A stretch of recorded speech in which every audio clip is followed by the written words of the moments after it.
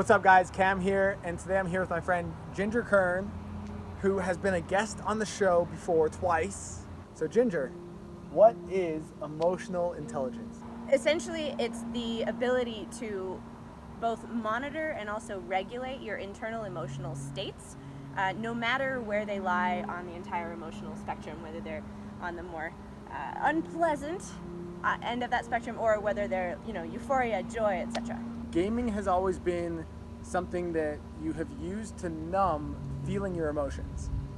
But what happens is when you quit gaming, there's this really interesting thing where you begin to realize, wow, I feel anxious, or I feel depressed, or I'm experiencing cravings. Or frustrated, or scared, or whatever, yeah. And those were happening the entire time that you were gaming. Right. You just weren't aware of them because you were just escaping in the games.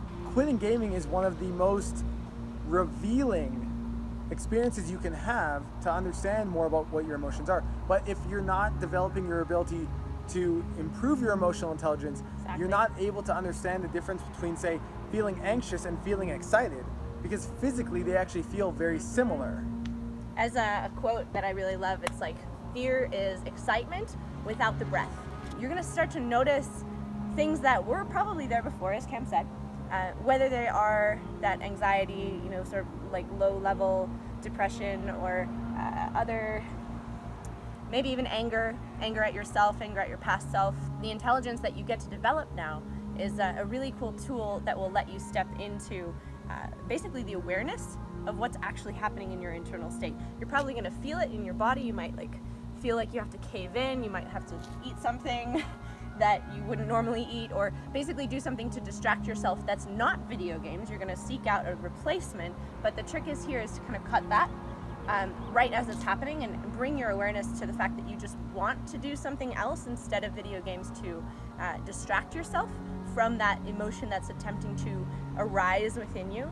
And I do this because very often we experience emotions as a wave trying to literally come out of us.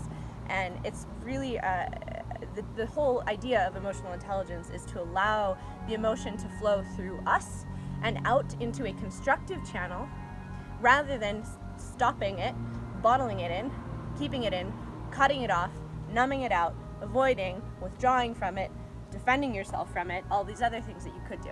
And I think one of the most important sort of foundational things around emotional intelligence is that you never get there.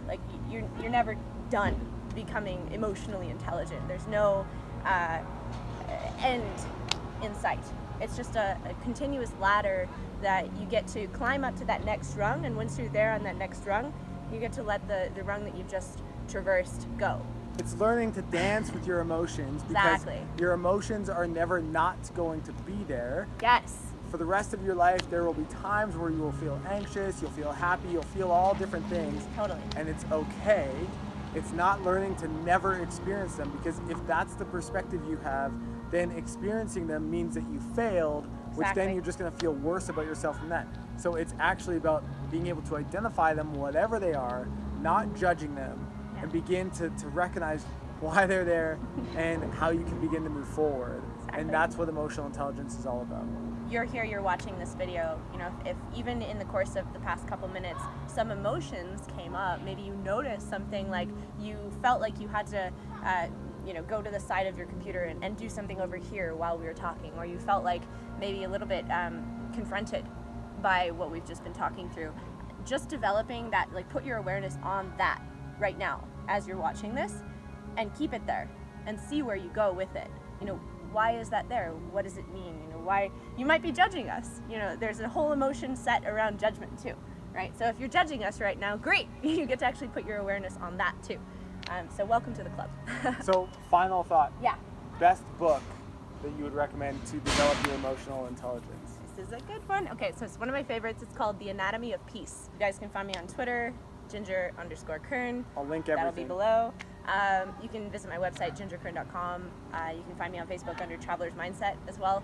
I love helping people travel. By the way, that's a really, really great way as well to develop that emotional intelligence, because you're going to get hit in the face by a lot of unfamiliar stuff, and it's going to bring up lots of feelings. Make sure you subscribe, leave a comment, hit like, hit Thank thumbs you guys. up. We'll talk to you guys soon. Peace.